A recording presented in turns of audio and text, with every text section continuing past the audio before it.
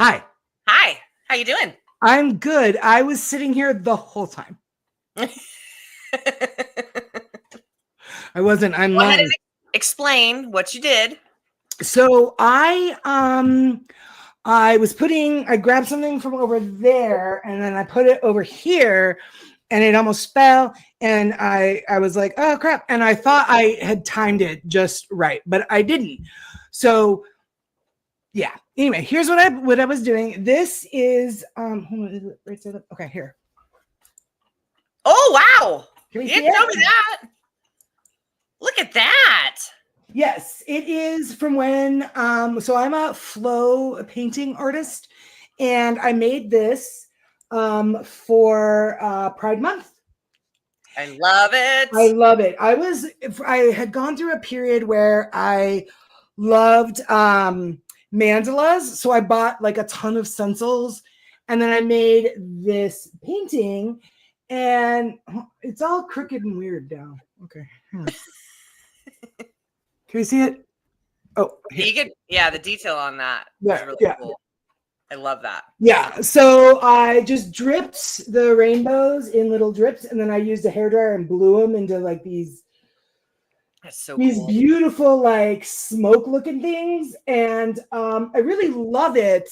But I decided not to keep it, so I had posted in our Facebook page if anybody wanted it. And Melissa actually said that she wanted it. So very nice. Melissa, this is yours. And I'm going to be mailing it out. I'm like, I'll mail it out in a week. That was a lie. Just too much going on. But yes, Melissa, it is yours. Thank you very, very much for wanting it. And I will be mailing it out this week. And by this week, I mean Monday and that week. So thank you. Beautimous. I love that you're creating art again. No, I mean, not that you're not already artsy with your. Well, you know what? I'm actually not. I painted this 2.5 years ago.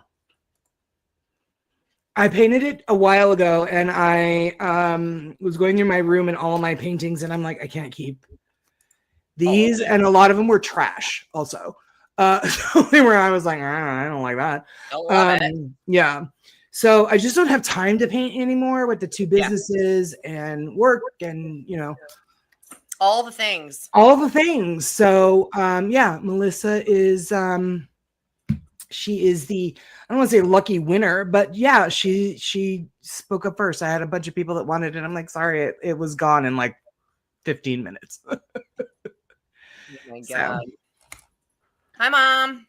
Mother's Day present in the mail. Oh, yeah.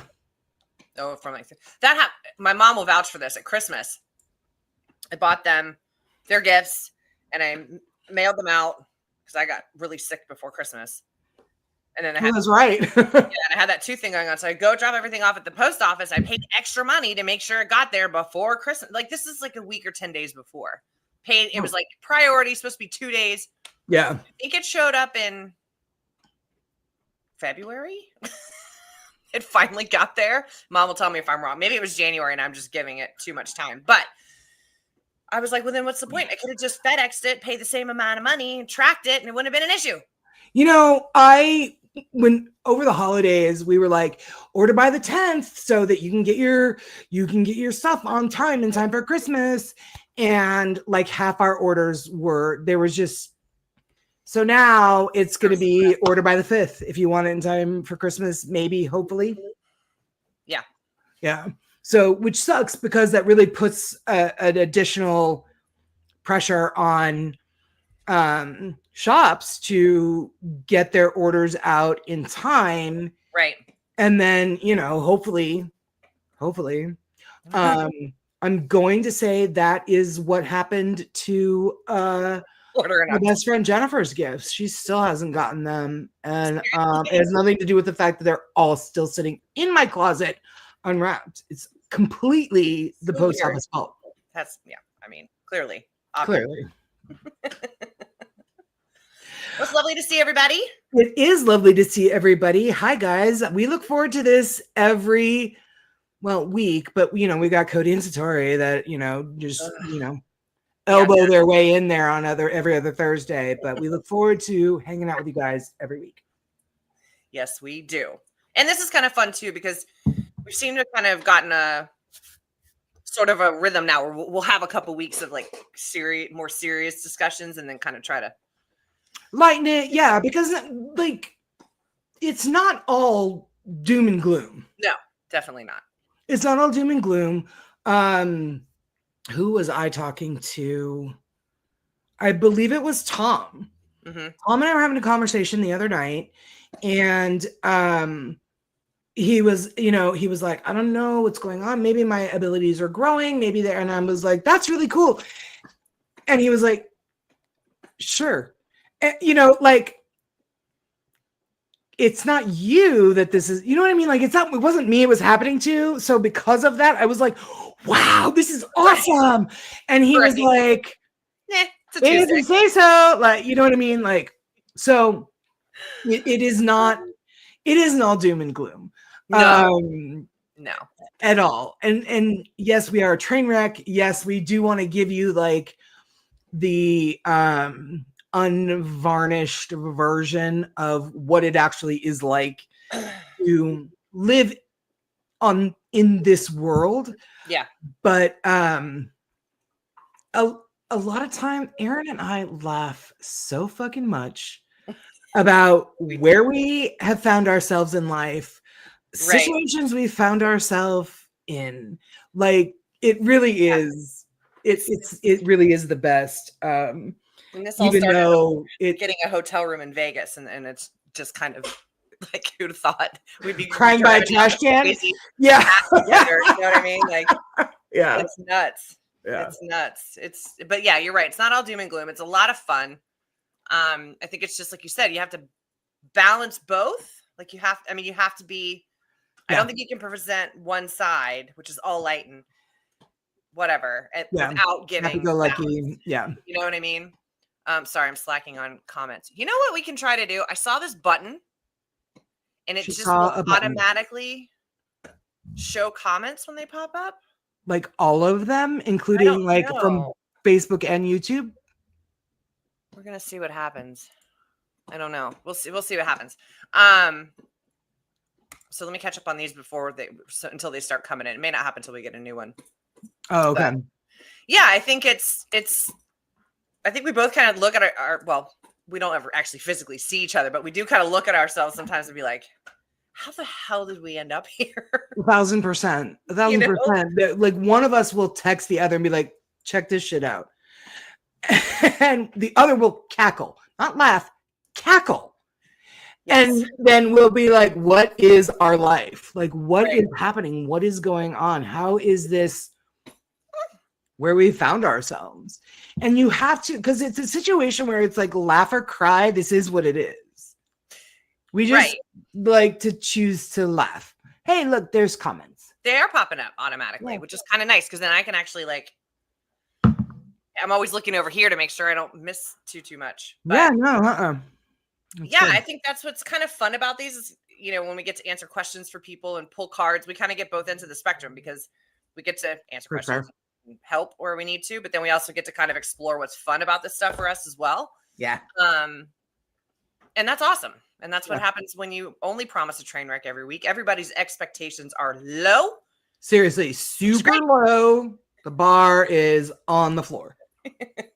Maybe it's in the basement. Perhaps it's 6 feet underground. Yeah, totally agree. We raise and lower the bar depending on how we feel that week. Okay, good story or good point. Joseph says it's good to have a lot of different topics. It is good to have a lot of different topics. Joseph's like, there's no bar. No, there is no bar. Truly. Bar? Where? We made it up. We made it up. So tonight we are going to do a Q&A with you guys. You guys can ask us literally anything. Like I said in my post, absolutely nothing is off topic except for the things that are off topic. And you already know what those things are. We're not going to be talking about any kind of crazy drama going on with anybody that may or may not be on the screen. But beyond that, I would say wide open. Everything, you can ask anything. I had to put that one all the way up. 1,000%, Joseph, for real. That's you can ask anything. Yeah.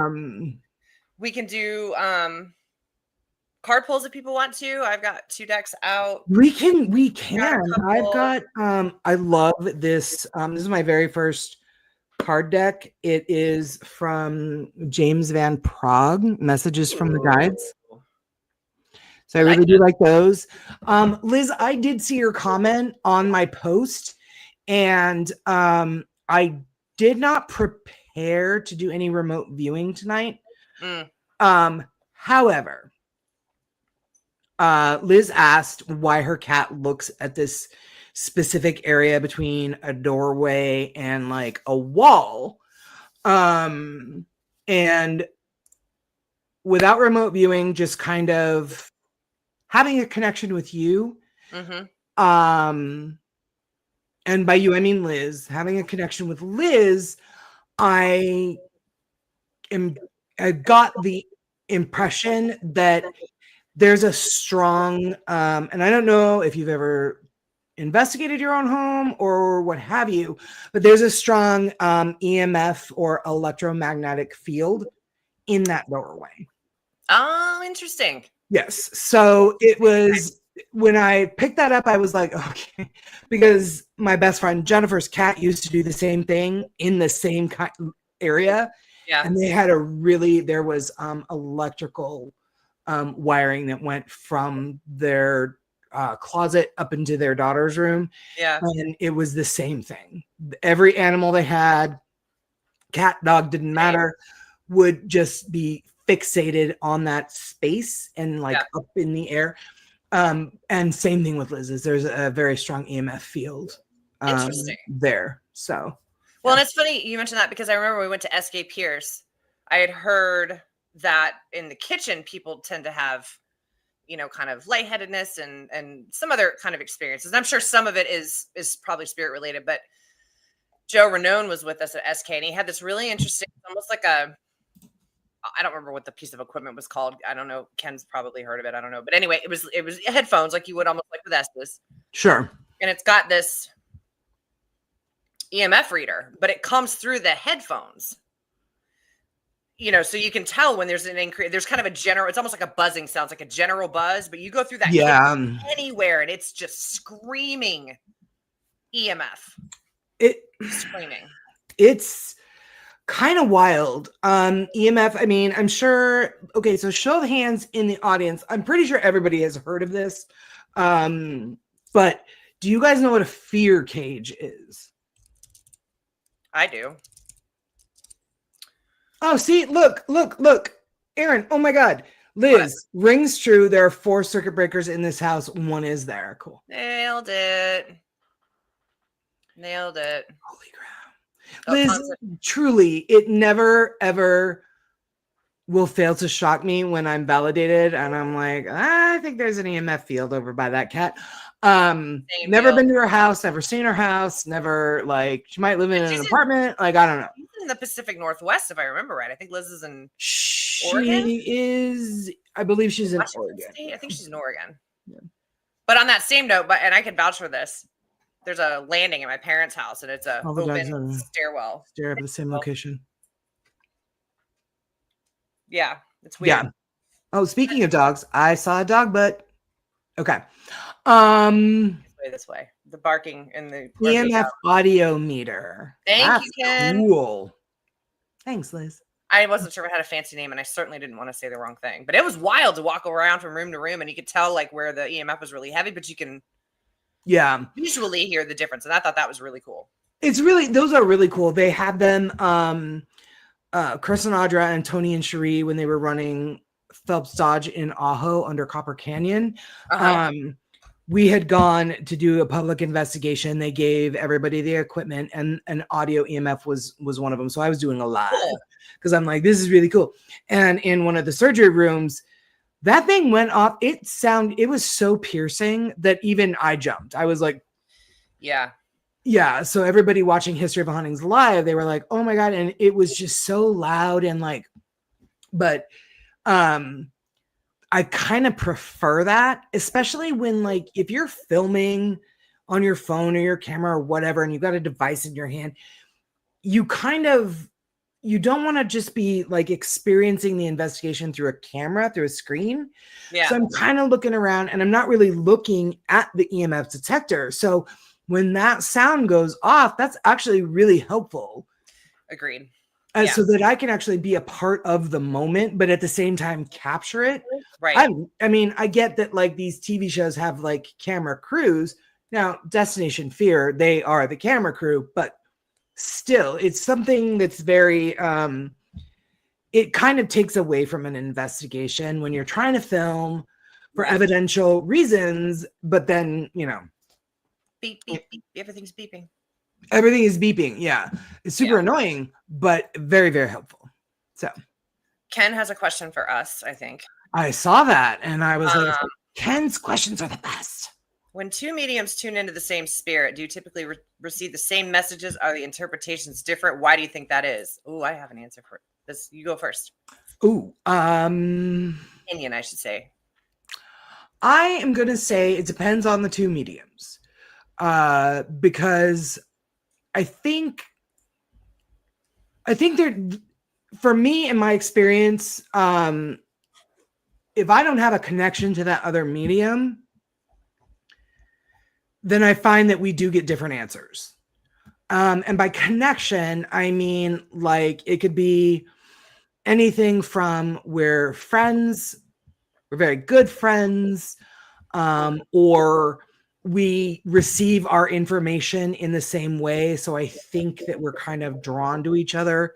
Right. Because we receive our information in the same way. For example, Zach and I have very different abilities. However, when we're together, because Zach and I are such close friends and we kind of vibrate on the same level energetically, we get the same information. Like, he might get it first, and then I'll get something that backs up whatever it was he got. But that's, Zach and I have been on dozens of investigations together. We are very, very kind of in tune with each other. Yep. And so I think that has a lot to do with it. What is your answer to that? I love that question. I do. I love that question too. And that's why we're like, Ken, please give us questions. I know. He always asks such great, I mean, not the audience does too, but Ken, just because he's been doing this for so long, he comes from a different perspective. Well, Tom's right too. Everybody has a different life lens, and like I said, everybody's ability is different. I have psychometry, and there might be 19 people in here that have psychometry too, but we're all going to get our messages differently. Mine come to me like a Polaroid. It takes a minute to develop. And somebody might just get, hit between the eyes with the information. You know what I mean? It's just different. So I think that, if you have similar abilities in the way you get them, maybe you connect a little bit more. So your information is going to validate the other one a little bit better. Yeah. What was your answer? I mean, for me, my first kind of experience with that was when I went to Zaffis's museum. And I remember, Johnny's always been one that's kind of tried to push me to, because I'm so uncomfortable calling out what I'm picking up, because I obviously don't trust anything I get most of the time. 1000%. When you told me about that trip, I was like, So I went with a friend, Julie, and she's a dear friend of Andrea's, and we went up there together. And so we'd been there a while, and we were just kind of putzing around. And so John's he's like, okay, I want you to try this. I want you to try that. I got the word Viking in my head. As I'm spitting it out, Julie's saying, because I get it as like a download, the clear cognizance. And she's describing, as I'm as it's coming out of my mouth, she's like, tall man, fur pelt. She's describing a Viking, and I'm getting the word Viking. So we got the same message, but to Tom's point, we receive our information differently because our abilities are different. Right. Information matched. Right. Exactly. Yeah. That's really cool when like two mediums can validate each other from different, through different abilities. I have a question. Did she happen to mention if the Viking looked like one of the Skarsgård brothers, or? No. I don't know that she would know who that is. Really? Alexander But she said Skarsgård. big, broader guy, and I just got the word, and of course I'm thinking, well, that doesn't make any freaking sense. I don't even remember what Johnny pointed out that was Viking flavored, but you know, I do think it was. What was that? You told me what that was, and I was like, I would love to see that. I don't know as I'd want to touch it. I can't remember what it. I'd have to reach out to Johnny and ask him. But it was interesting because I think it won. I'm like Carrie. I will never not be excited when I get something right. Like, oh, 1,000%. You know, like just with Liz's thing, I was like, it happened again. Yeah. And we had a couple things like that a few weeks back when I was in Rhode Island at an investigation we were doing, where a couple things, and it was like, oh, that shit matches, you know. But I think there's also, to your point about how close your relationships are and how do you vibe on the same level? Do you, you know, I think you can be each other's amplifier. Yeah. Right? Like, I find that very interesting too. You know, like for example, Cody Satori and I, or Cody Satori and I, like all of us, if we're all in the same room, and if Carrie, if you're in the same room with us, we're all really close knit. Yeah. So to see how that amplifies what's going on, that might be really kind of like almost intolerable in a way that, like, I don't know if we would ever like vibrated that high, like amplify. You know what I mean? Yeah. Like. And if anybody in the audience has ever like had that experience, specifically you, Marie, I feel like you might have had that experience with someone else where the vibrational like spike when you're with somebody is so strong that it might be kind of like you almost have to back off kind of a thing. Yeah. I don't know. I'm not saying that is what would happen with like all of us, but I wonder about it. Like, what would it be like if I was with somebody where we just amplified each other to the point of like almost like blowing the room out, shutting down. Yeah. Yeah. I mean, I have noticed, and is that possible? I'm not even sure. I think I've seen that manifest once or twice. And I was just about to talk about these two knuckleheads. Hi, two friends. Hi, guys. We've been talking about you a lot. Yeah, we have. So your ears must have been burning. But I've noticed for myself personally, because when I tend to go, like, especially when we worked at the farm, my guides kind of shut me down about, I would say, like 50%, because there's just so much happening in there. Yeah. If I'm not at the farm, but I'm with Cody and Satori, I feel like I pick up more because they amplify, because they're so high vibrational too. Mm-hmm. Yeah. To the point, like it's almost easier for things to come in for me. Like I've started kind of noticing that. Because there's a lot of times I'll go somewhere I don't really necessarily pick up anything, but if I'm with them, then I seem to be a little bit more tuned into whatever's going on. Well, on that end of things. Yeah. Look, if you could put up corner cauldrons, yes. Physically buzzing. Yes. Sometimes it might just be too much where you just kind of have to take a step back. Yeah. And that's how Zach and I have been. When we did the investigation at Sweet Springs, Zach and I, we were like, we'll ground together before we start this investigation. We held hands when we did it. Yeah. That was kind of a little too intense. Yeah. Yeah. Because we were just like, whoa. But for the rest of the night, it was we just kind of had that connection. Yeah. Speaking about Cody and Satori, that that could very well be a situation that too buzzy, or at least like things coming in we didn't really quite expect. Kind of like, when, like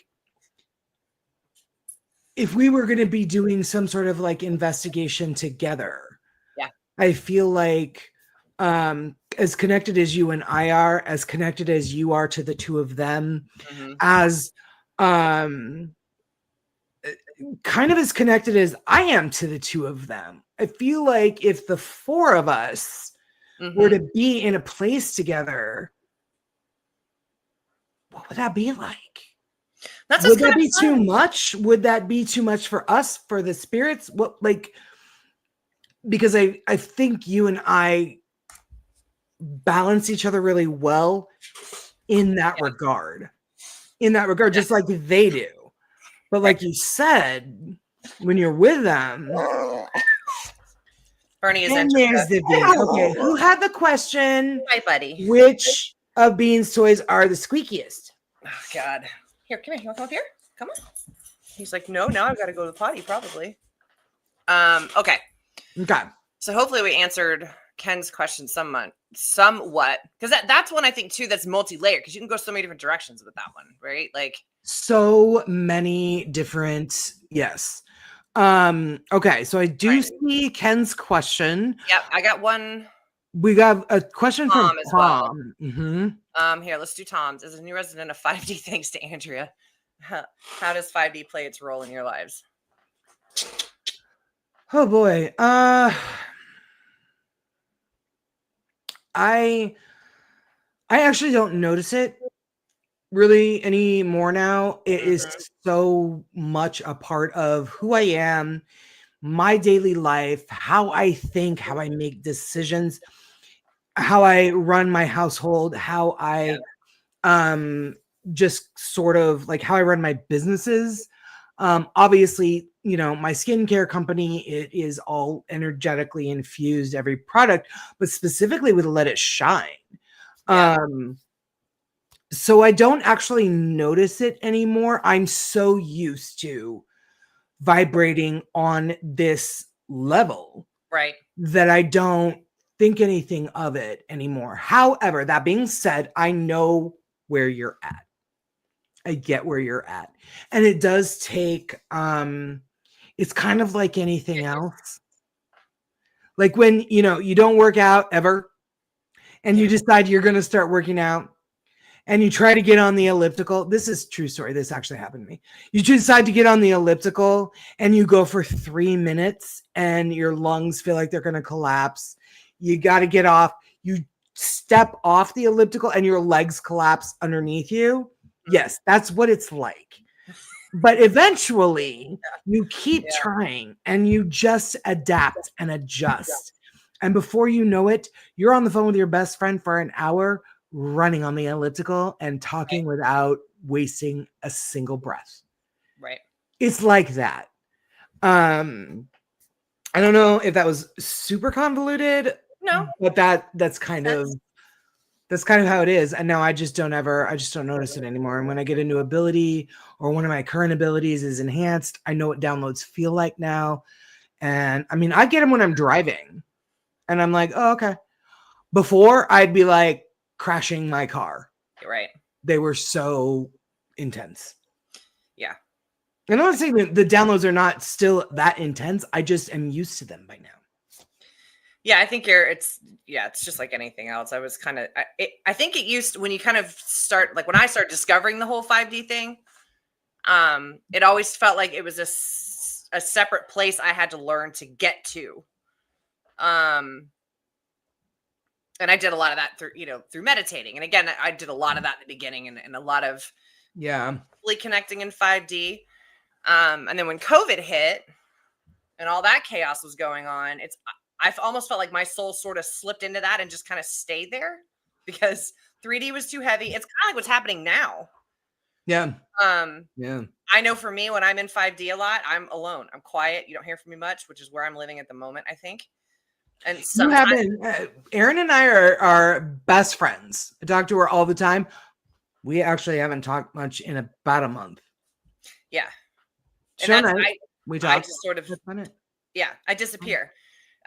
Because it almost becomes a thoughtless slip into 5D because like you said, you don't even think about it anymore. You don't. You really don't. And I think it's hard to explain to people who don't play on this side of things very much. Yeah. That's a lot of the reason of solitude for me because I can shut everything else out and just kind of stay up there for a while. And it's really lovely to be able to do that. I mean, I hate to call it an escape, but oftentimes it is. You know what I mean? It is. Feel like you can learn a lot in 5D. You can also relax a lot in 5D. You can choose to connect, choose not to connect, whatever you want to do, but it is still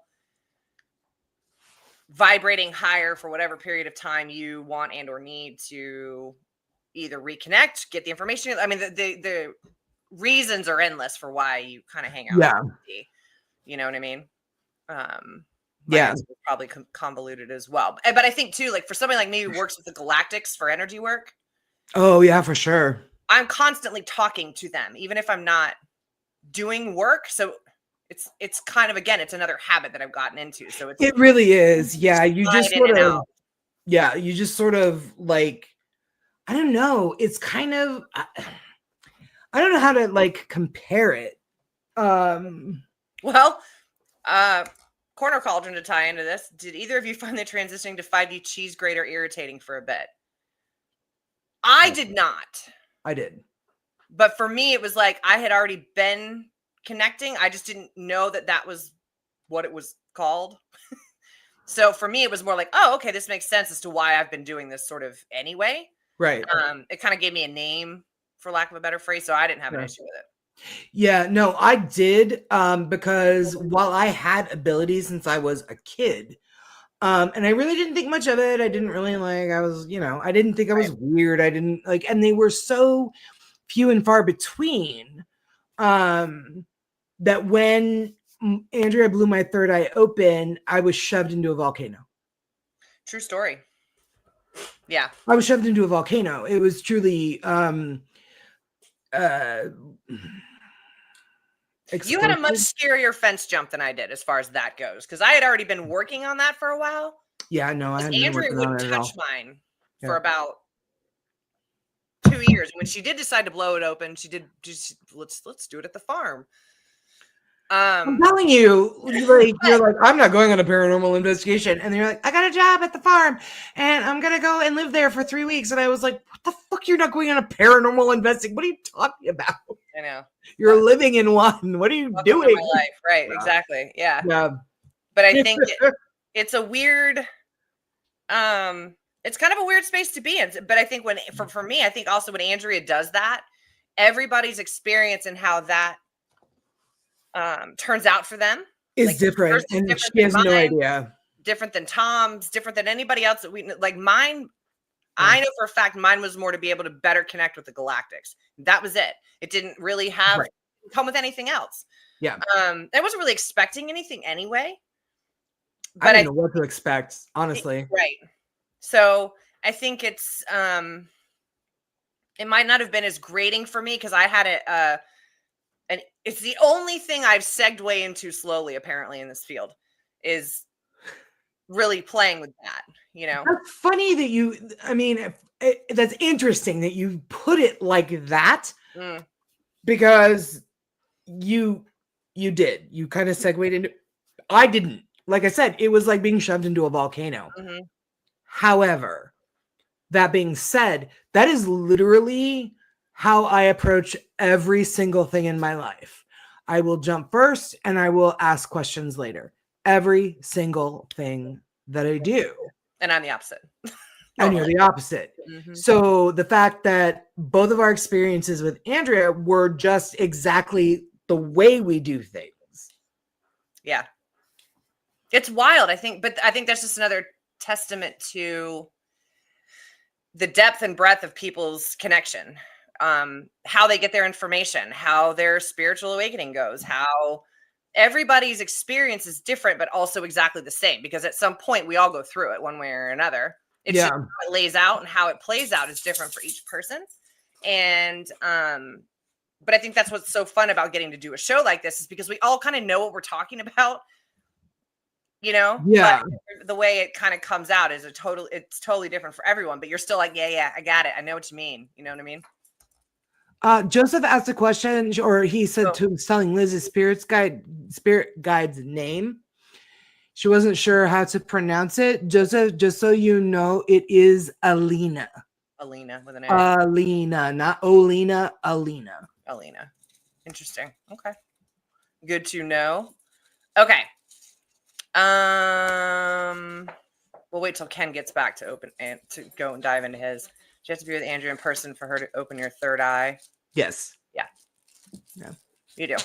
Because it's a hands-on. She's It in your is. It's a whole It thing. is. Did we tell them about you filmed mine on your phone? I Did we did. tell them what that looked like? It looked like nothing.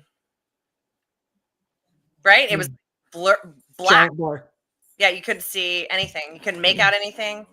And it was in a well-lit area. Like, I was shocked because who else? Donna recorded it. I think there was like you and somebody else were filming it on the phone. Maybe and Bell. Donna's was clear as a bell. Yours was not. Mine was a mess. Blurry. You know what's weird about that? This tends to happen with Andrea in general. For anybody who doesn't know that, tech weird stuff happens all the time. But we did a we were part of a vow renewal in Savannah. Oh, right. And I wasn't even using my phone. Right. No, I was using my phone. Or was it Amy's phone? Perhaps your phone is trash. Maybe you need to switch. Oh, it was a newer phone back then. It was a new. I remember that because I remember saying on both instances, I'm like, this is a newer phone. Never had any other issues aside from these two. But the video came out fine, but there was no audio. And it's not like I had my audio turned off. I was at a park in the center of Savannah. We couldn't figure it, No audio at all. So, like, if you send the file to somebody else, it still had no audio. No audio. That's weird. And it was kind of like, wah, wah. So, but Andrea was there because she was doing the actual renewal. She's amazing. She is so electric. She's amazing. I can't go back too much further. Okay, now I had my throat shut by itself. All right, do we want to? Ken has a question. Yeah, let me pull that up. All right, hot debate last night with the paranormal couple. What are your thoughts on animal psychics, i.e., can contact deceased pets or talk to living ones and share their thoughts with their owners? Ooh, that's a good one. Okay, you go first this time. I haven't watched a lot of people that do those kinds of readings. Yeah. And I don't want to say that I don't believe it because I don't necessarily. I mean, if we're able to talk to dead spirits, why wouldn't we be able to connect with animals as well? Whether it's dog, cat, elephant, I don't know, your favorite lizard. I have no idea. Right. Ew, lizard. No, I'm kidding. I don't know why that wouldn't be possible because again, if we agree that everything, they're souls. Exactly. Everything is energy. Yeah. They were once a living embodiment of that soul. Yeah. And if everything is energy and we can connect to all that energy, then I don't see why we wouldn't be able to connect. Do I think that there are some people who abuse that? But I think that's like with anything else. Yeah, I think that's especially that, like, that clientele, I guess. I don't know what to call animals. That is easily manipulated. You know what I mean? They can't talk back. As much as I like to voice my dog's responses to my questions. Same. Yeah. They actually can't talk back. Tom says here's the thing with that. Here's the thing with that. So when my abilities that next day after Andrea blew my third eye open, that next day,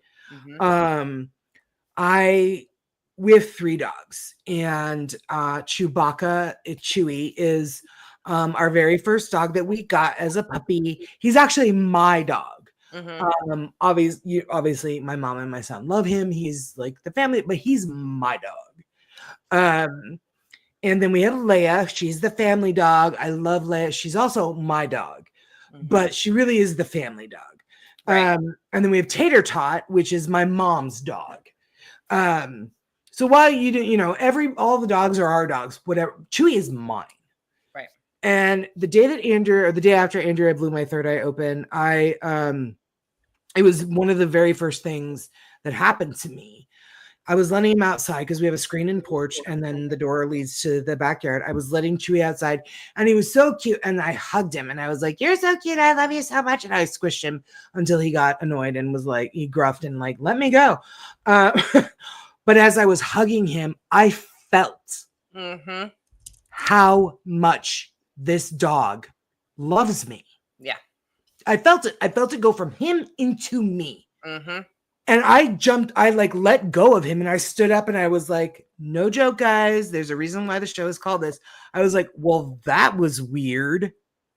Right. Yeah. And that was the very first like bit of psychometry I got was from Chewy. Yeah. And so I think yes. I think that people can communicate with animals. I think that there is no there are no coincidences in life. So I think that people that animals are drawn to, yeah, I think there's a reason for that. Agreed. I think well, let's be honest, animals' language is energy. Mm-hmm. They don't talk. So that's the only language they understand. And my mom used to say, like, if you're training a dog, whatever energy you have travels straight down the leash to your dog. Right. Yes. Because like, there is no vocal like speech communication between the two of you. The dog's only way to learn or for you to communicate is through signals or attitude, emotion, energy. Mm-hmm. If you're nervous and excited over like anxiety ridden over something, your pet is going to be too. 100% agree. So I don't see why the idea of an animal psychic is crazy. Why wouldn't there be? I'm not one, surely. Oh, I'm not. No, I'm not either. Not at all. But just like anything else, you have to be cautious. You have to know who you're talking to. You've got to trust that person. You have to, because just like anything else, there's going to be people who don't have pure intentions. So I think just like anything else, you have to do your research. Yeah. So I don't think that it's crazy to think that there are animal psychics. Why wouldn't there be? Well, and I don't know if this happens to you, but like as an energetic, sensitive person, I can feel what they're feeling. That's no problem. That I get with just about any, especially like pet, right? More than, it's not like I'm going to see. Sure. Yeah, absolutely. Like you probably would. I mean, you could probably pick up on like my animal's emotions or whatever, but for your like you and being, there's a connection there. Yep. And that's anybody, you know? Yep. But I would love to know at some point, we'll have to pick Cody and Satori's brain, see who stood on which side of which fence on that conversation. I can guess who stands where. Yeah. But I won't put that out there till I'm able to confirm or deny. You know what? I think animal psychics, I think that's great. I mean, why not? Why not? Let's have more advocates for animals. You know what I mean? Like Tom talked to someone's cat this afternoon. That's great. The cat was probably like, finally. Right. Finally. Yeah. Yes, Mary Beth, they do know how much you love them. I already know. Just think of that energetic connection. You can't fake that. You can't fake that. No. Right? And if they're picking up. I firmly believe if an animal, whether it's a pet or not, wild animal, if they don't like you, I'm not going to like you either. Right. I think that animals have this innate thing in them that humans don't have, including truthfully psychic mediums. Yeah. I think animals have something that none of us humans have. So they don't like you. I don't fucking like you either. I think that's true. I think now, unless you have a dog like Bernie who literally will bark and freak out at anyone, he doesn't count because Chewy doesn't count either. Chewy doesn't like men, and he doesn't like anybody in hats. He doesn't like hats. Isn't that funny how they're squirrely like that? You know, but I think everybody else he's fine with. Yeah. Well, and I think, like Bernie was obviously my dog. He and Justin never really got close because Justin was on the road all the time. Sure. He was always a little squirrely with Justin, but that's only because, Justin would be gone for like 2 weeks. And then come back. And he's gone, so they never really had enough time to really like connect. So now that we're like in Maine, for example, this one would bark at the Heinzens all day long, and our dogs still bark at each other, but that's just what dogs do. I mean, it's that I can't even get into. I don't even know what that's about. But my dogs do as well. Right. But now when he is outside and either one of them come out, Corey, Jen, doesn't matter. And even actually the kid, Kyler and his fiance, Maddie and Jake. Kyler, is that their son? That's their son. Yeah. Okay. And they've got this big giant yellow lab named Deuce, and that's Bernie's buddy. But Bernie is now fine with all of them. It just takes him a while to kind of warm up energetically, you know? Yeah. Yeah, for sure. So let's see here. All right. So we don't have any more questions on that, I don't think. George said something that Melissa was like, that's interesting. Oh, wait, let me go back. Hold on. Let me go back to where George is. These come in. Hold on. Do you have to be in person with Andrea? Yes. And then Joseph said, I had my third eye open, but it shut by itself. It doesn't do that. You do that. Bingo. You do that.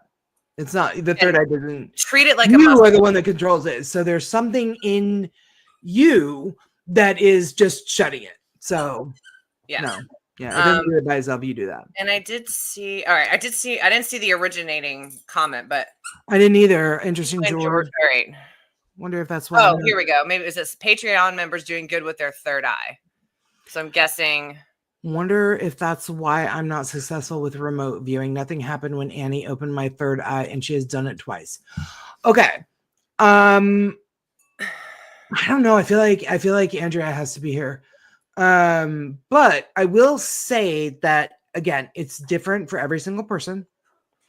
It doesn't mean she didn't open it. It doesn't mean you don't have any abilities. So a lot of it's your perspective too. If you keep saying, I can't, I won't, it's not happening, I can't do this, I can't do that, this didn't happen the way it happened for this person, it's not going to happen. It's a lot in your willingness to be open, your mindset, believing that you can connect in that way. And once you take the no, can't, shouldn't, won't off the table, things will change very quickly. Yeah, for sure. If I'm not successful with my remote viewing, nothing happened when Annie opened my third eye, and she has done it twice. There's a block in there somewhere. There's a block there. But it's your own block. It's a block. It's coming from you. It's either coming from you now, or like a past life situation, or you've got a chakra that's like all jacked up, or what have you. But Andrea can try to do it like 9, 10, 11, 12, 5,000 times. But if you're not going to be receptive to it, it's not going to work. Or if you're not ready yet. It doesn't mean you don't have abilities. It doesn't mean you cannot remote view. Right. Because, and I'm not saying anything about her that she hasn't already said on a number of shows. But Chris and Audra, if you guys know them from Entity Voices, they now host Stay Haunted with Todd and Carmela. Audra has a very significant shield. A very significant shield that has actually been caught in photographs. Yeah, and she puts that up on purpose. Well, yes. For the most part. She does, now that she knows it exists. Yeah. But for a while, she didn't. So Andrea, the same night Andrea blew my third eye open, Andrea did the same thing with Chris and Audra. Now, Chris, his abilities were already like... Right. And Audra is very strong too. She's very strong. But when Andrea tried to blow open her third eye, Audra's shield blocked it. Mm-hmm. It may be, Melissa, that you have a shield. But it isn't. You can try to have Andrea do it all the live long day. If it isn't working, that doesn't mean you don't have gifts. Right. It just could be. We're not doctors, like metaphysical doctors. Like, we are not diagnosing you. It could be that you might have a block somewhere. Yep. Yeah. I mean, I shrug my shoulders and I'm like, nah, that's it. Like, but I get how serious it is for you, Melissa, I swear. Yeah. But there is nothing more there's nothing more involved than that. Yeah. And a lot of people, you're blocking her. For example, I can kind of tie into this. I know I was having a discussion with, I think it was Satori maybe, and Cody when I was up there again too. I think the last time I've had a block for the last probably about a year. No, I was talking to Michelle. It was, and love Michelle. I know because of everything we had going on at the farm, you included, Carrie, there were several people that were sort of behind the scenes with us that put up a lot of protection for us. And toning us, like Michelle literally toned me down. I also shut myself down completely because of what was going on. And when I wanted it to start kind of coming back online, it wasn't happening the way as fast as I wanted it to. And then I was talking to Michelle and she's like, it's subconscious now, but you've still got a bit of a block on yourself. Everything else has been lifted. There's nobody else that's got protection on you. Like so in my own subconscious, and it's starting to loosen up now because I've been in the depths of some shadow work again, which I think also helps because part of the reason is like, okay, what's the real reason that I've got this block going on that I've put on myself like an idiot? Right. Because I made it. Yeah. Part of it was conscious. Some of it was my guides and my team up there. And then the rest of it was a subconscious act because of what we were dealing with. But as I'm kind of uncovering the reasons, because I did some work in there trying to figure that out, it's starting to come back online. Not necessarily the way that I love it, but it's kind of like trying to re-grease the wheels. Hi, Mommy. Hi, Carrie's mom. So I can relate to the blockage thing because and I think for me, and this, like after the stuff with the farm, what really pissed me off about a lot of it more than anything else is that it caused me to kind of regress in the belief in my own abilities and knowing that oftentimes my team is stronger than I am and telling me what I can or shouldn't be tapping into. So I feel like I kind of went backwards with that, and that's part of the shadow work. But as a result, some of that's starting to kind of come back online now, right? Because I'm now back. It's a safe space. Like the air's kind of clear. A lot of that has gone by the wayside, but it's still work I had to do to kind of figure out in my instance where that was coming from. But it's not a matter of just meditating for 30 minutes and being like, is that the answer? It's that's not, we can just cram meditation down everybody's throats and our own throats as much as we want, but that's not, we're going to go more in depth into shadow work later on. We kind of tiptoed you into it with, that episode a couple weeks ago. But I think we as just humans, say we don't have gifts, say that those gifts don't exist. Right. I think we put a lot of undue expectations on ourselves. True. Be they because we don't want to be seen as falling behind. Maybe our friends are doing things like amazing things with their career or their family, or they're getting married, or they're having babies, or they're whatever they're doing. Yeah.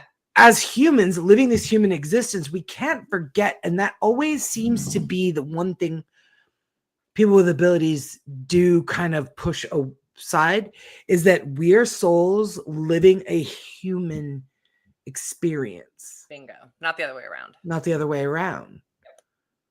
And so a lot of it's remembering.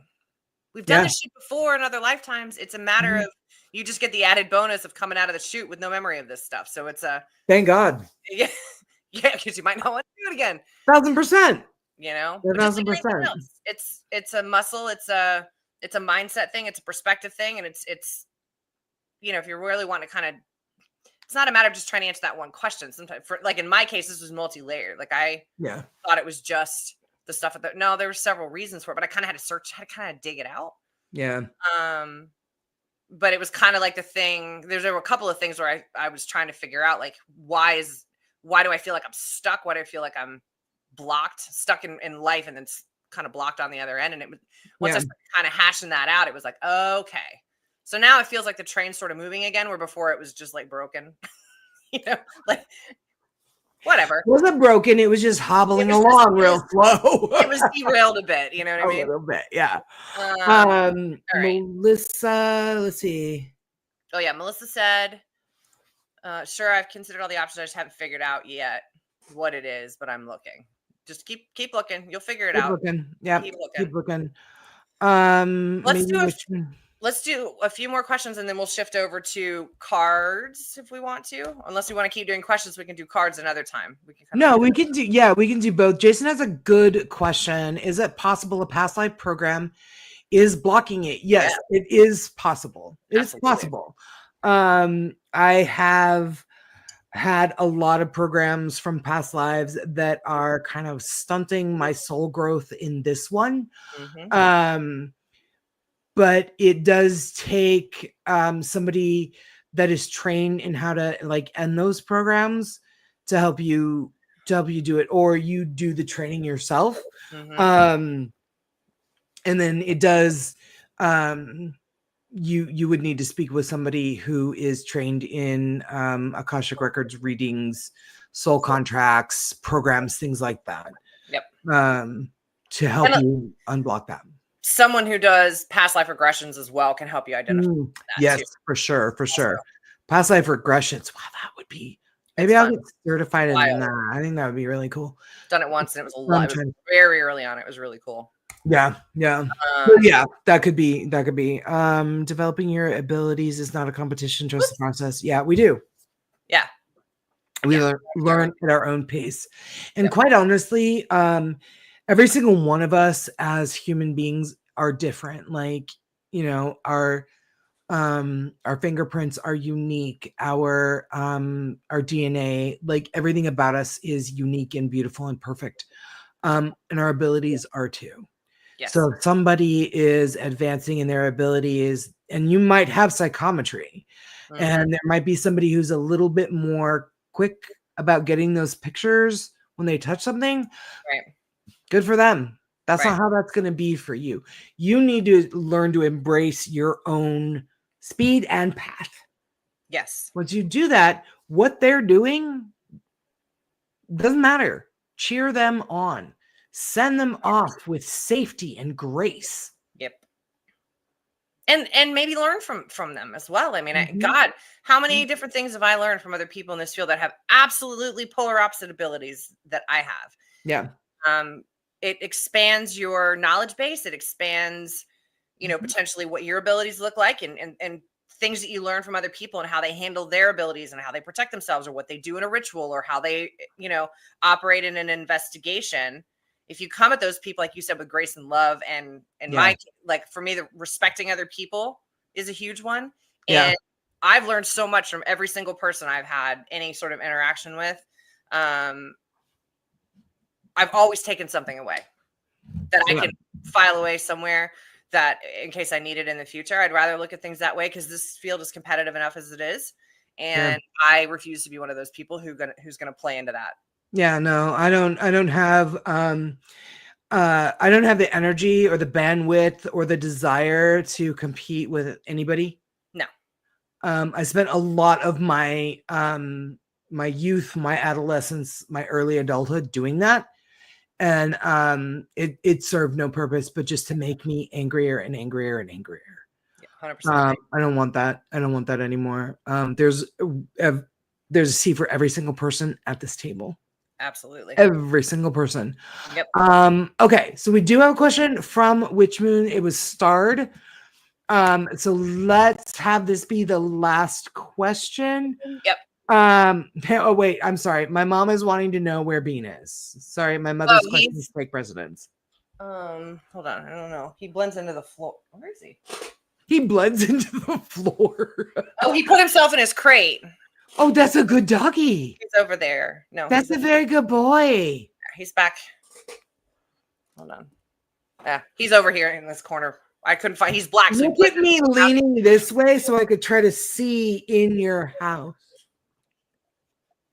You can see it. There he goes. Now he's coming. Oh, there's the boy. There's little buddy. Oh, he's like, I'm sorry. He's lurking somewhere. He's always lurking. This new chair, which we've named his throne. His throne. He likes to look out the window on it. So we've got royalty here in this house. King Bean. All right. Bean, that's what we call Tater. Okay, so which moon? Someone told me a few years ago there was a disc or shield in my crown chakra. They said I am in control of its placement. Could we be blocking as a trauma response? 1,000%. Yes. I don't think I've been sure of an answer in my life. Yep. I mean, immediately when I read it, when you started, I was like, oh, fuck yeah. Yeah. Absolutely. Because again, we are all souls living a human experience. And the hardest thing to do in this world is to live in it. We're going to be traumatized by certain things. Some of us may have more trauma and violence and horror in our lives than others. But yes, we absolutely, you can be blocking it as a trauma response. Part of my current situation that's a trauma. That blocking is a trauma to some degree. Trauma response. Yeah, for sure. If you feel like you would like some help with that, of course, therapists,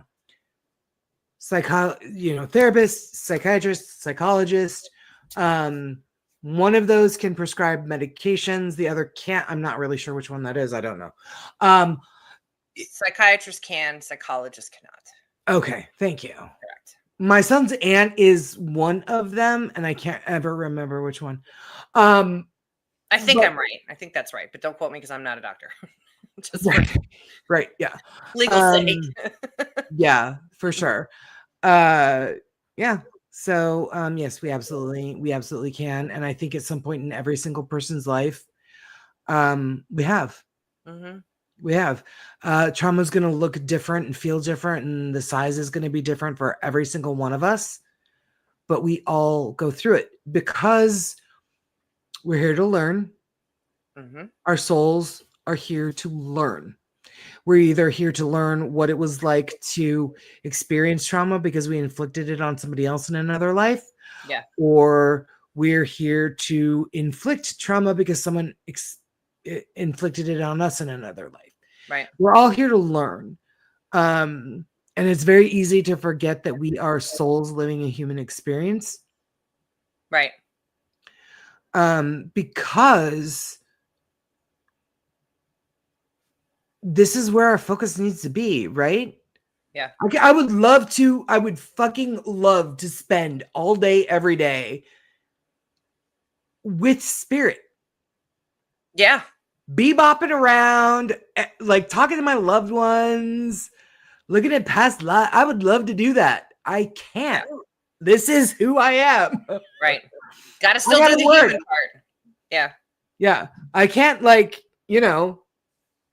it's hard to find the electric bill gets paid. I gotta fucking work for the money to pay it. You know what I mean? But it's hard to find the balance between the two. I think it's I know, like in my case, since getting involved in this stuff, it'll be 6 years this summer, I think. The last, like, you dive so far into it at first, you're like so excited, and you're all this stuff is new after your initial freakout's over. Yeah, for sure. Like, okay, I am okay. I'm fine. I don't need to be in a loony bin yet. Right. Dive in. You're all excited. This is great. You meet all these people. You learn all these things. You read all the things, fall down all the rabbit holes, and then something happens, screeching halt, and it's almost like the universe is like, okay. And this is in my case. How committed am I to this lifestyle? Am I going to fall back on old habits, bad patterns?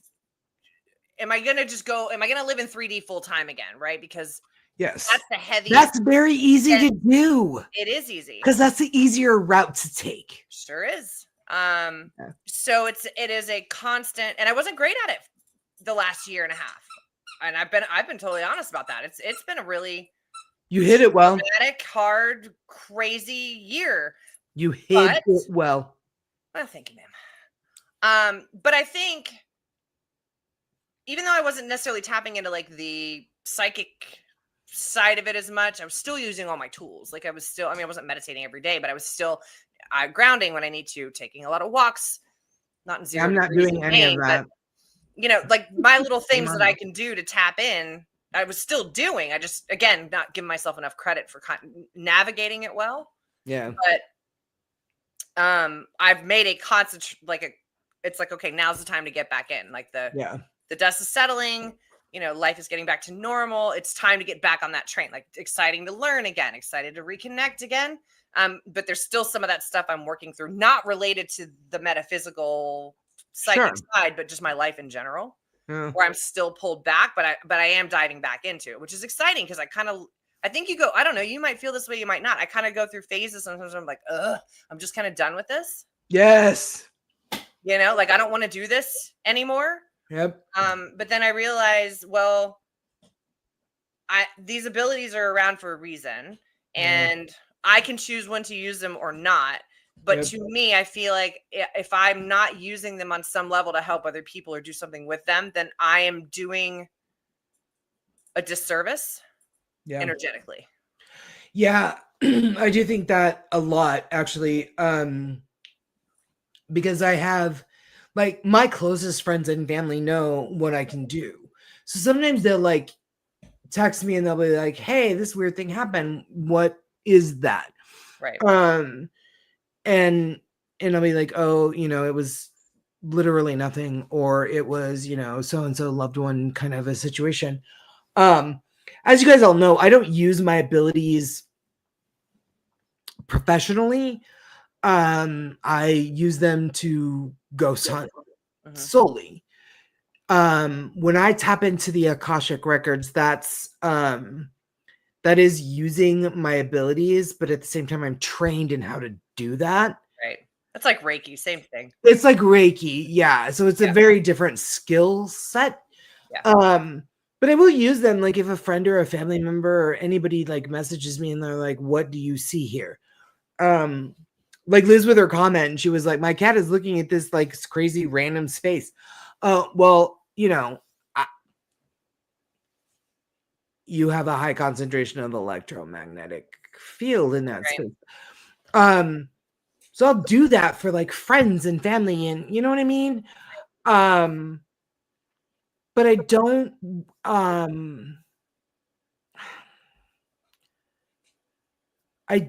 want to forget that I am a human being living this life.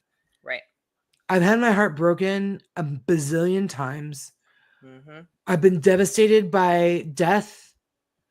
I've been excited by the creation of life. I don't want to forget that I am a human here to experience all of these amazing, wonderfully beautiful, exciting, dark, heartbreaking things. I think that is one of the most beautiful things about living a human existence. And that's what my soul is here to do. 100% agree. I'm here to do. 100%. Jeff has a question. If you have lived your life based on traumatic truth, how can you retrain yourself? Well, I think we all have a little bit. Here's the thing. I feel like this is one of those questions that's probably more a professional question for someone, like a doctor, psychiatrist, psychologist. Yeah, for sure. You're talking from personal experience. You can look at Jeff. Here's what I would say: look into how to navigate negative core beliefs. I've had to overcome a few of those, and there are some that I don't know that I'll ever get over. Despite the amount of work that I do until the universe decides the time is right, there are still some things that hurt so bad that I can't touch them. So, and a lot of them, like for me, a lot of the negative core beliefs I have come from 12 years of Catholic school being shoved down your throat. Right? There's things that I truly believe, and I can't still. I'm sorry, but Catholic religion scares the fuck out of me. It should, especially if you're a woman.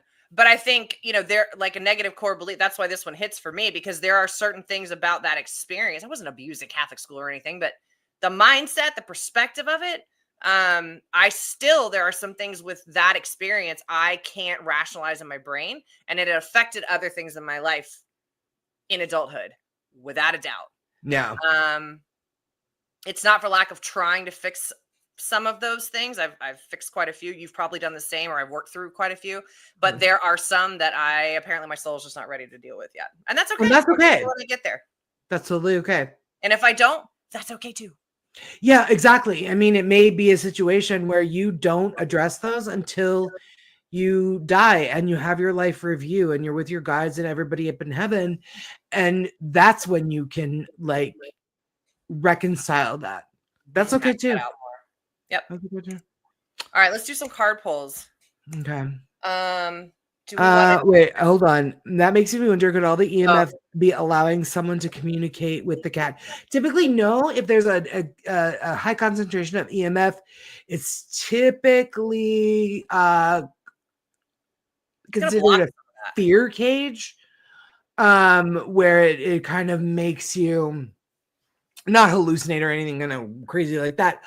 But no, if there's an excess of EMF, it is my belief as a paranormal investigator, based on my training and experiences, that that's just a fear. The amount of energy that's happening. Yeah, it's just a high amount of electromagnetic energy.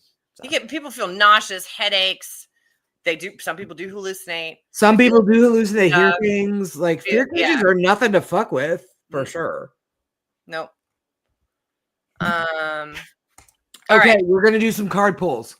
Do we want to do like we normally do? Because we've only got like 15 minutes left. Pull. Let's say you pull one, and okay. Do we want to just like blatantly jack Cody and Satori's little bit that they do, and like have somebody be like, "I want a card pull," or do we just?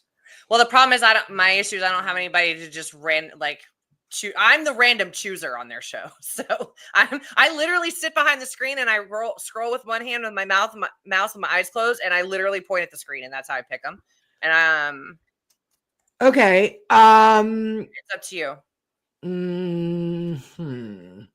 How do we want to do this? Okay. All right, I'm gonna randomly pick somebody. This is super random. I hope they're still here, actually. All right, so I'm gonna just scroll through, and I'm gonna randomly pick someone for your read and my read. Okay. So your read. Let me see here. We've got. I was like StreamYard. You do the read for. No, wait, that didn't work. Okay, hang on. All right. Let me just scroll wherever my mouse is. Okay, my mouse is on Melissa. Perfect. All right. So I'm gonna pull from Starseed like I normally do, because this is our one that's like it's like so scary accurate most of the time. It's insane. And then I'll do the same thing for yours. Brilliant. Why didn't I just think of that? It's because my brain doesn't work most of the time. Just randomly scroll through the chat. Yeah, like close your eyes and then just stop. All right, let me split my deck real quick the way I like to split them. Boom. Okay. All right, so Melissa, I pulled the cracked open card. The cracked what? Open. Cracked open. Sorry, the writing's really small and it's hard to. Cracked open. Okay. And underneath that it says rock bottom, surrender to the alchemy of life. So let me read. Ooh, the alchemy of life. I love that already. I'm like, ooh, the alchemy of life. Yeah. And I'm reading this straight from the book. I don't have that intuitive thing that other friends do, where they are able to kind of read the cards. I don't do that. But I love this deck so much that it's almost never wrong. All right, 52. Here we go. Let's see what we got from Melissa. All right. Don't let the weight and density of the world squash your tender spirit. Instead, let it call even more of it home into your body at the center front of your life. Hey, that kind of falls in line with her question. Yeah. It's through the extreme pressures of life's trials that diamonds are cultivated. It's when things are at their darkest that we cultivate proper faith and our light is ignited. It's through the crumbling that we can allow our wounds to be alchemized. Let your pain, sorrow, and losses make you, not break you. Let life alchemize your tragedies into gold. Be open to being cracked open, wide open. It's the difficult times that help us grow in leaps and bounds. Holy shit! We can only dream were possible. But first, they have to crack us open. Sometimes it hurts like hell. It's nature's way. Whether you let it happen or not, it's going to happen. So surrender to the process is how the light gets in. Oh my God, Erin. I know. When your heart cracks open, a space is created for your soul to more fully enter. When your soul cracks open, a space is created for the grace of the Holy Spirit to enter. Let your trials, your sorrows, your pains, and your losses transform you into more and more of yourself.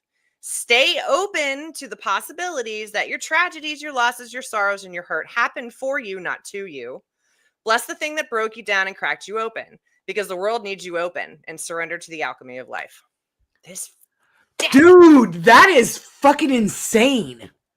I know, crazy. Melissa. Yeah. Hold on, here we go, Melissa. Holy shit. I'm telling you, this deck, man. Oh my God. All right, let's see what James Von Prague let me has. do what yours is going to look like. Okay. All right. I'm going to do what I do for Cody and Satori. And I don't know there you go. Just whatever you scroll, whoever's name. Melissa, pick again. Jeff. It's Hilton. Jeff.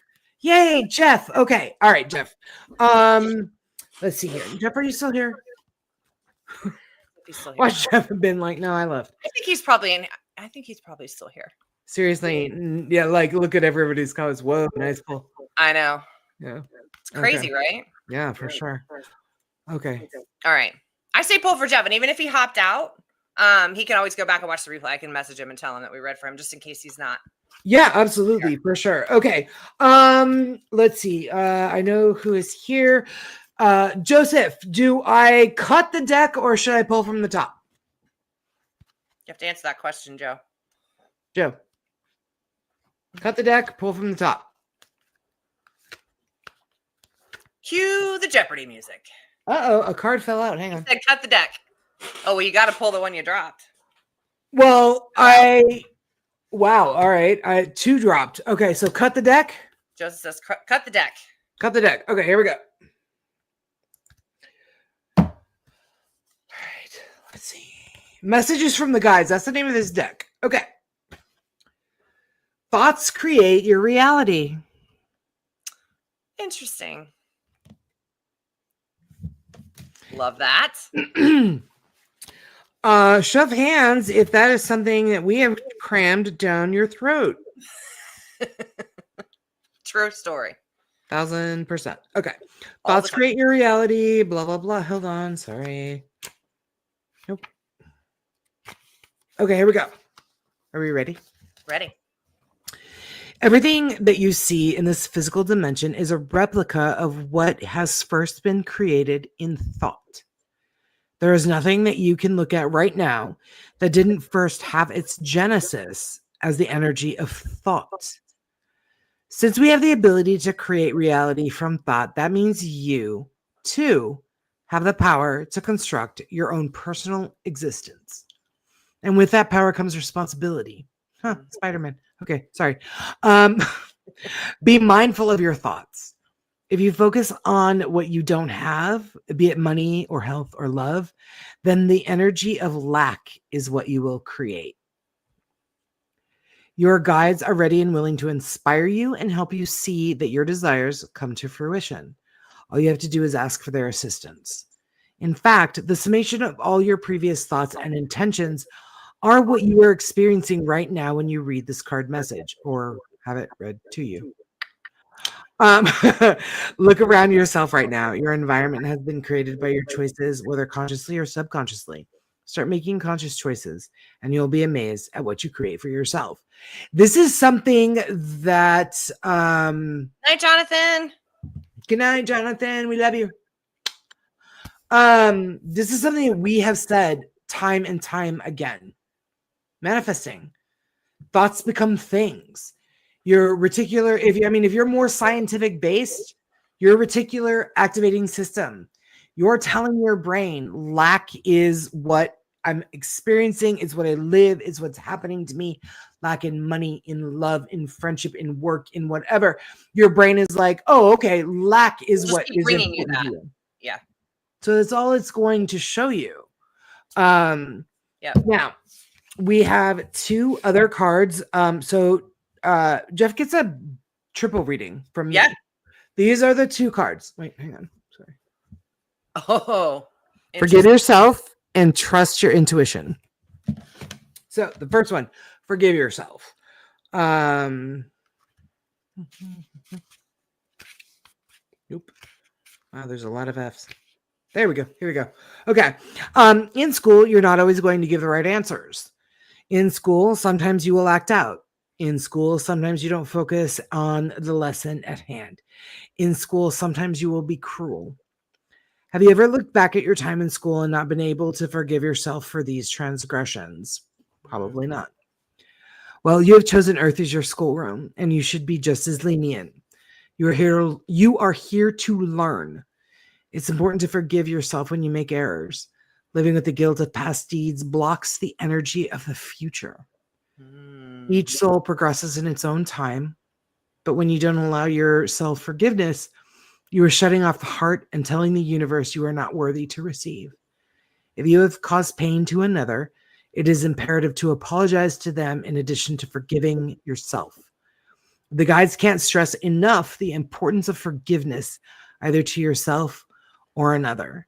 Carrying this negative energy of guilt, as well as the negative energy of resentment, back to the spirit world causes unwanted karmic entanglements. True. Not clearing this energy while you are still in this physical dimension before you make your own transition to spirit is a huge source of regret for many souls. Act now. Interesting. yeah. Also right on. Yeah, absolutely. And I think that we could actually all take something from that. We can take something from that for sure. Yeah. The next one, trust your intuition. Seriously, trust your intuition more than you trust yourself. Truly. A lesson I'm working on still. Very much. Okay, this is the last one. As a spiritual being having a human experience, you have agreed to forget your divine heritage while your awareness is focused in this dense physical world. That is something that we have talked about ad nauseum tonight. Yep. But your connection to your natural state still remains with you, and it is called intuition. Just like any other muscle of your body, the more you use and exercise your intuition, the stronger it becomes. Intuition manifests itself as a feeling of knowing, usually in the area of your solar plexus. Okay, back to chakra episode. Do we remember which one is our solar plexus? Very good. Do we remember what color it is? Yellow. Very good. Okay. Humans use words. I am a terrible energy healer, just for the record. Sorry. Humans use words like gut feeling or hunch, but it is a sense that we are all born with. It is the sixth sense. Unfortunately, because of its ethereal quality, a lot of humans doubt its existence. But for those of us who have experienced it, we know that we possess an awareness that is not of this dimension. If this card appears for you, it can have several meanings depending on its placement in your spread. It can mean that an event or a situation is in the offing, and it will require you to trust your sixth sense, even though all physical signs indicate otherwise. That's hard. When your gut is like, I have to go this way, and your body is like, absolutely not, we're going this way. That is a big problem for me. That is where you find that space between to decide what you're going to do. Mm-hmm. Exactly. That's when fight or flight and intuition get into a big battle. Big fight. Yes. Big fight. Or it could mean someone within your influence is going to ask you for advice. Depending on their personal acceptance of their own knowingness, you may have to encourage them to do what feels right for them. Share a story of how your intuition proved correct in a time of need. And so that is trust your intuition. I think everybody should always trust their gut. If you feel somebody is a fucking weirdo, walk away from the weirdo. If that happens to be your best friend, hey, you know what? Either up weird or step out. It's one of the two. I mean, listen, my best friend is the biggest weirdo in the entire world, but she and I are like perfectly weird together. If there's somebody who's a little too weird and you just don't vibe with them, it's okay to walk away from the weird ones. Yeah, I completely agree. Well, those are all funny how they all tied in too. They really did all tie in. And I think that, like you said, every single one of us can take something away from everything we read tonight. 100% agree. 1,000%. Which what if I'm the weirdo? You are, but you are an amazing weirdo and you absolutely belong here. We are your tribe and you are not going anywhere.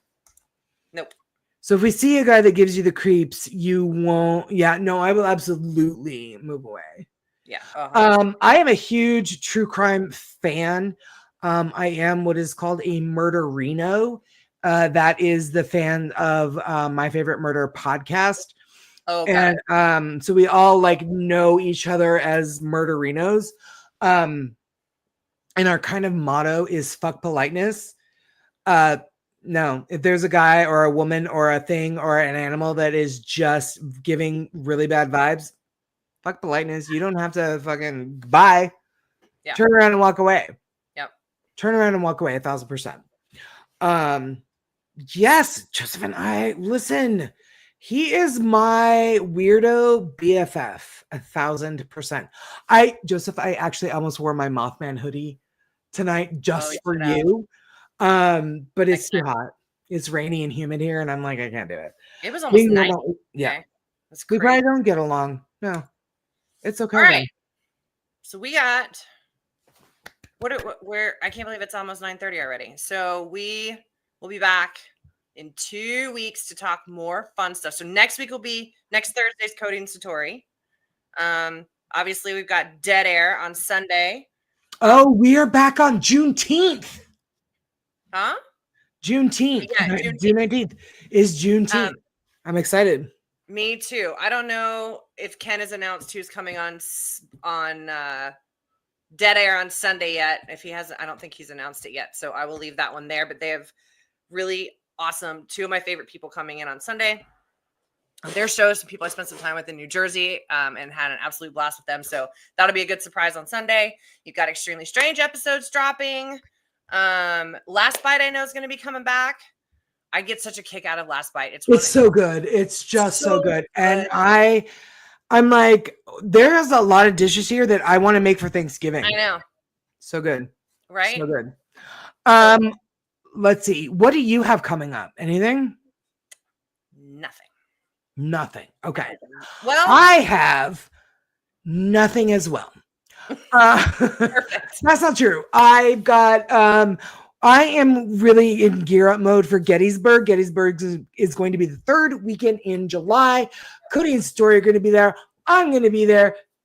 John Zaffis is going to be there. Michelle Roos is going to be there. Like all the cool people are going to be to Gettysburg.